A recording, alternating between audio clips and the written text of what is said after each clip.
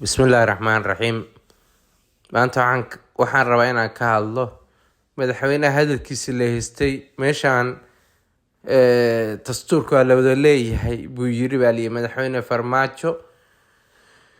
waa in la wada ilaashado haddii kale meesha qof walba meeshii ka yimid baa ayaa gobolkiisii wax laga xanaaqa ma aha hadduu madaxweynaha yiri. Haddaan ugu cusub tihiin subscribe-ka noo saara, like-ta noo saara.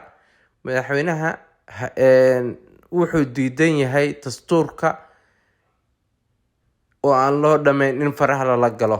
Wuxuu diidan yahay dadkii waxay ku heshiiyeen in la qaribo ayuu diidan yahay. Dastuurkan sidiisa madaxweyne xasan uu bedelayana wuxuu ka hadlayaa oo uu ka rabaa dastuurkan madaxweynaha inuu meesha iska fadhiyo, ku-xigeenka asaga soo doorto bedelo. Casharkan waa cashar uu Jabuuti ka soo qaatay, uu rabo inuu shaqayn karo inuu isku dayo. Waa aragtaa madaxweynaha dastuur bedelidiisa ku ordaya dowlad fiicanba ma jirto. Maxaa yeelay wasiirka arrimaha dibadda gabadhiisa hoosgeey dee markay ku jaqjaqtiri waa nin weyn oo wax bartee waa ka tegay. Waxaa meesha jooga gabadhiisii iyo nin adeerkiisa ku-xigeen uu ka dhigay baa jooga. Jago walba oo kuraasta waa la qaybsaday ay Puntland ay lahayd, jagooyinkii oo dhan ciddiisii waa ku safan. Wasiir arrimaha dibadda ma jiro ilaa hadda. Wasiir arrimaha dibadda ma jiro, inuu soo doortana ma rabo. Wuxuu u ordayaa dastuurka baan furayaayo dastuurkii baa la bedelayaa. Madaxweyne Farmaajo wuxuu diidan yahay oo leeyahay dastuurka wax lagu heshiiyey baa la ogol yahay biyo. Madaxweynaha hadaladiisa saan ayay ahaayeen. Dhegeysi wacan. Bismillaahi Raxmaani Raxiim. Assalaamu calaykum waraxmatullaahi wabarakaatuh. Waxaan doonayaa inaan ka hadlo arrimaha taagan ee ku saabsan dastuurka. Dastuurka waa loo baahan yahay in la dhammaystiro ama la saxo. Laakiin dastuurka hadda doodiisa socoto waa dastuur cusub. Dastuur la rabo in lagu bedelo dastuurkan hadda haysano weeye. Dastuurka marka uu cusub yahayna waxaa loo maraa process ka duwan kan hadda socda. Dastuurka markuu cusub yahay waxaa la marsiiyaa jidad ka duwan. Waxaa ugu horeeya in khubaro ay ka qayb galaan hawshan, in ummadda Soomaaliyeed meel kasta ay joogaan, ururada bulshada iyo dadka stakeholderska ah lagala tashado oo cid walba taladooda la weydiiyo iyo waxay ku darsan karaan. Waxaan ognahay dastuur marka la sameynayo oo weliba annagu aan u leenahay khibrad. Dastuuradii hore ama charteradii hore sidii loo develop gareeyay ama looga shaqeeyay laga soo bilaabo xilligii Carta iyo xilligii Imbigaati. Waxaan ognahay charterkii Carta wuxuu dhalay charterkii ama axdi qarameedkii Imbigaati ayuu dhalay. Aan ognahay kii Imbigaati inuu qaatay 3 sano, in la bilaabo 2002 la dhammaystiray 2005 taasoo ay ka qayb galeen ama ay u codeeyeen erga ka kooban 3,000 oo qof oo Soomaaliyeed. Charterkaasi waxaa ku yimid TFGD oo lagu doortay madaxweyne Cabdullaahi Yuusuf oo officially aan ku qaadanay nidaamka federaaliga ah. Baarlamaantarigeenii oo systemkeenii dowladnimada uu saas uu ku dhashay ama uu sii socday. Hadda dastuurkan haysano wuxuu qoraalkiisa ka soo bilowday 2005 wuxuuna dhamaaday 2012. Isna wuxuu soo maray marxalado kala duwan in laga talageliyo cid walba oo Soomaaliyeed. Cid walba waxay isan raali ka ahayna laga saaray. Markii dambana 2012 looga baxay transitional governmentigii kumeel gaarkii looga baxay oo magaalada muqdisho la keenay 825 ergo halkaasna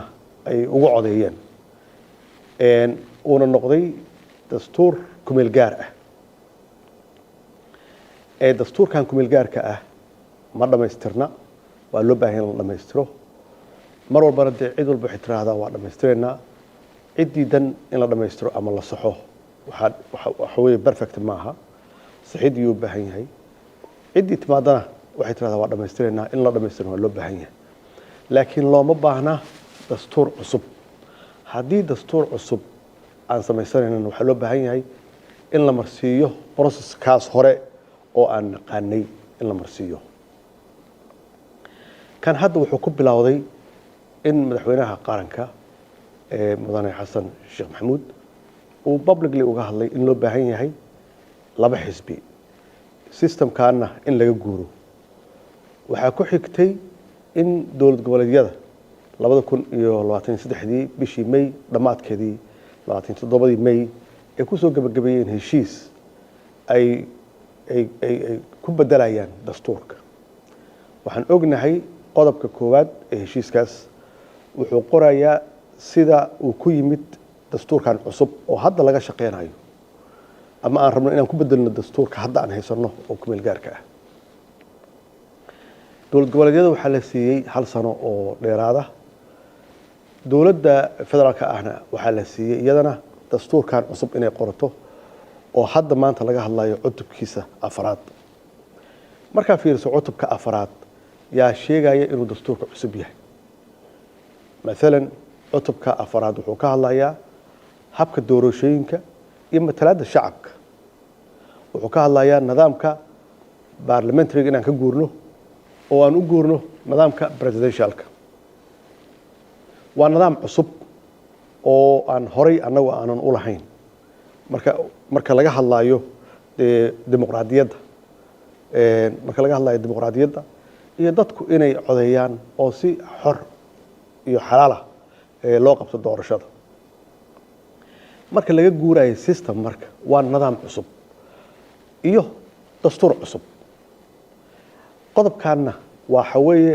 qodobka lagu ilaalinayo dastuurka wuxuu ilaaliyaa dowladnimada wuxuu ilaaliyaa qarannimada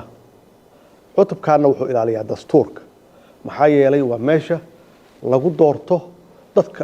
ilaalinaya dastuurka oo ay ugu horeeyaan xildhibaanada lagu doorto gudoomiyaha baarlamaanka madaxweynahana lagu doorto marka waa madaxii yaan oran karaa madaxii dastuurkana waa blueprinting ama lagu hagaayo dowladnimada iyo qarannimada macnaheedu waxa weeye marka halkaana ka garanaysaan habraac waxaan oran lahaa cutubkan inuu yahay cutub cusub waana sheegayaa hadda qoraalada hadda lagu qorayo dooda waa cutub cusub oo ka kooban 15 qodob marka waa sheegay haddii uu yahay dastuur cusub qaabka loo marayo marka haddii uu dastuur cusub yahay oo aan loo dhamayn maxaa dhici kara horta marka koowaad annaga systemkeena ama nidaamkeena dowladnimo waa federaal wuxuu ka kooban yahay dowlad goboleedyo loo baahan yahay in lagala tashado golaha wadatashiga qaranka ee la qabtay sanadkii la soo dhaafay oo la rabo in lagu sharciyeeyo dastuurkan cusub looma dhamayn oo waxaa ka maqnaa hal dowlad goboleed yaa ka maqnaa dowlad goboleedka Puntland ayaa ka maqnayd oo qaadacday inay ka qayb gasho wixii ka soo baxayna si official ah u diiday marka haddii aan lagala tashan waxaa la rabaa in la ogaado maxaa la jabiyey ileen nidaam iyo dastuur iyo system yaan leenahay oo sheegaya wax walbaba ama wax walba ay ku qoran yihiin waxaa la jabiyey qodobada kontonaad 51aad 52aad 53aad iyo 54aad ayaa la jabiyey oo tusaaleynaya wada shaqaynta iyo iskaashiga dowladda federaalka iyo dowlad goboleedyada cadeynaya in lagala tashado waxaa intaas dheer qodobka 142 oo qeexaya habka iyo mabaadi'da maxaan ku raahdaa federaaliga ah oo dowladda federaalka ay tahay inay kala tashato dowlad goboleedyada wax alla wixii ku saabsan federaalka waa ognahay dowladda federaalka dastuurka wuxuu qeexayaa inay leedahay 4 arrimood oo aan loogu imaaneyn waa arrimaha dibadda waa arrimaha maaliyadda iyo lacagaha waa arrimaha immigration iyo socdaalka iyo jinsiyadaha iyo arrimaha difaaca 4taas looguma imaanayo laakiin inta kale oo ay doorashooyin ka mid tahay waxa weeye wuxuu leeyahay in lagala tashado dowlad goboleedyada marka haddaan lagala tashan dowlad goboleedyo oo ururada bulshada aan lagala tashan sidee loo keeni karaa dastuur cusub halkaas khalad weyn ayaa xaqiiqdii ku jira cutubka naftigiisa oo hadda maanta laga hadlayo ama maalmahan laga hadlayo ee afraad mabaadi'diisa asaasiga ah wuxuu leeyahay si doorasho loo qabto waa in ummadda aan la kala dirin in la ilaaliyo wada jirkeeda in midnimadeeda la ilaaliyo ayuu leeyahay waxaa intaas dheer wuxuu leeyahay in nidaamka doorashooyinka laga ilaaliyo colaadaha iyo qallaasaha iyo wax alla wixii khilaafaad keeni kara wuxuuba ku dhashayba dastuurkan cusub qallaaso ayuu ku dhashay maxaa yeelay ururadii bulshada lagama qaybgelin dowlad goboleedyada lagama qaybgelin si fiican loogama shaqaynin isaga naftiisaas khilaafsan cutubka naftiisaas khilaafsan meel wuxuu leeyahay siyaasadaha iyo xisbiyada faraha badan uu leeyahay marna wuxuu leeyahay 2 xisbi ma aha macnaha wax aad looga fakiray oo khubaro loo dhibay oo muddo laga shaqeynayay oo ummadda talo laga siiyey oo laga ilaaliyay wax alla wixii keeni kara khilaafaad ama dhaawici kara midnimada iyo wadajirka dalka maxaa dhacaya marka haddii sidaan lagu socdo marka oo hore loo socdo oo la yiraahdo loo joojin maayo waa la dardara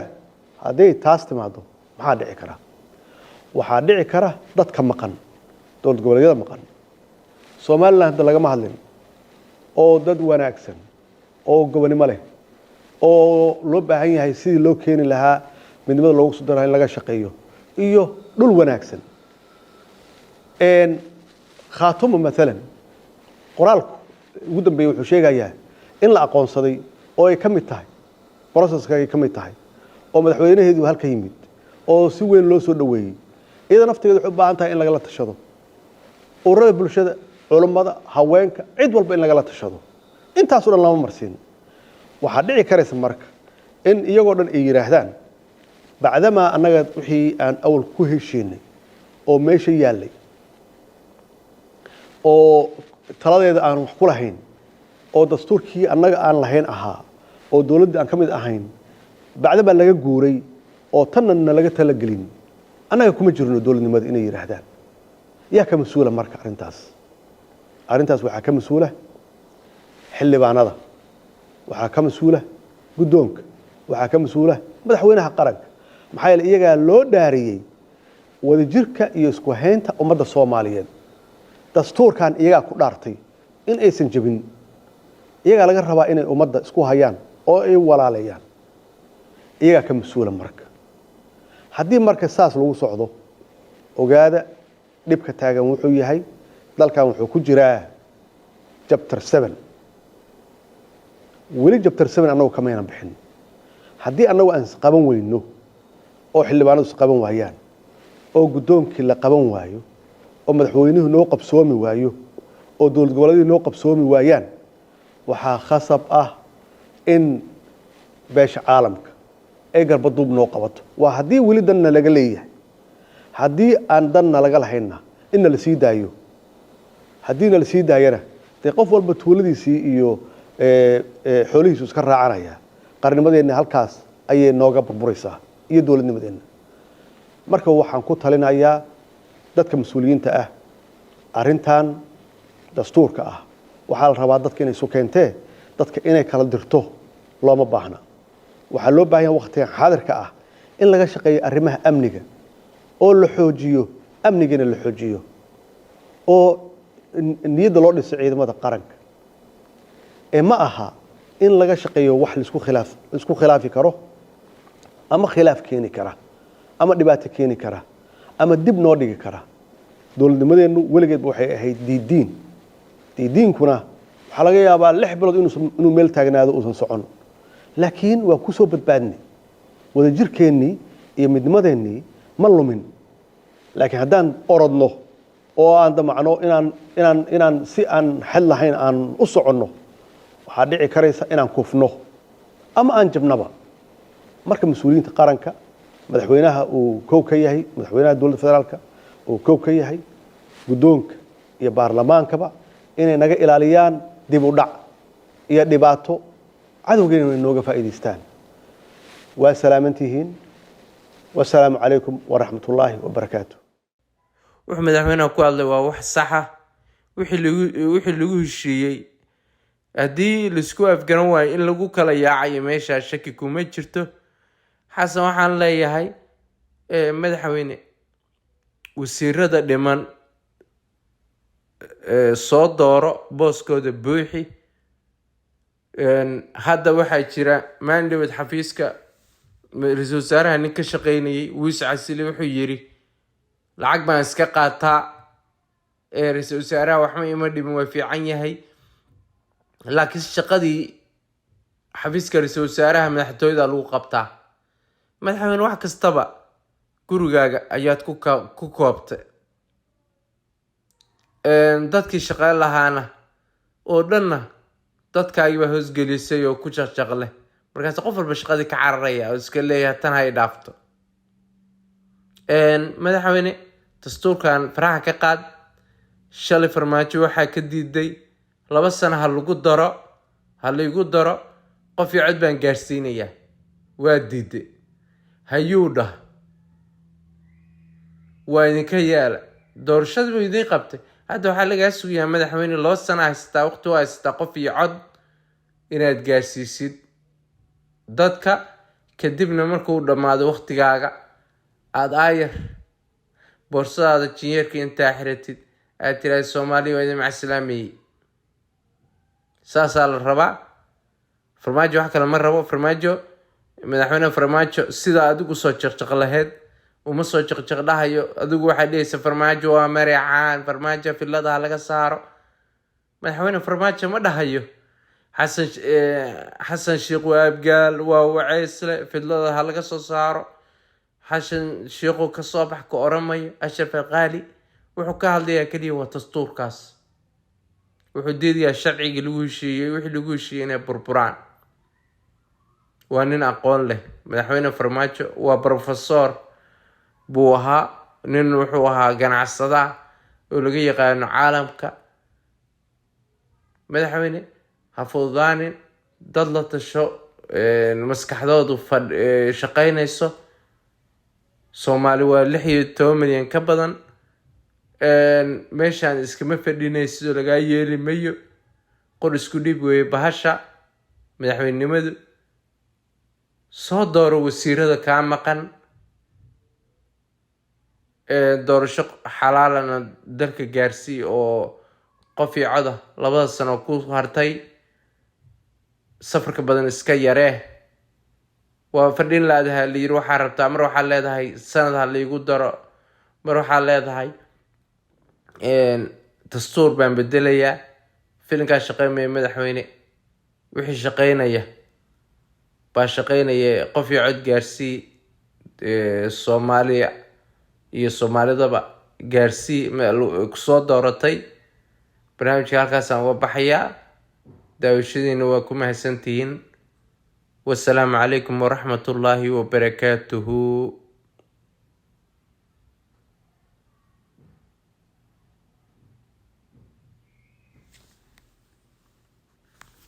Stop button.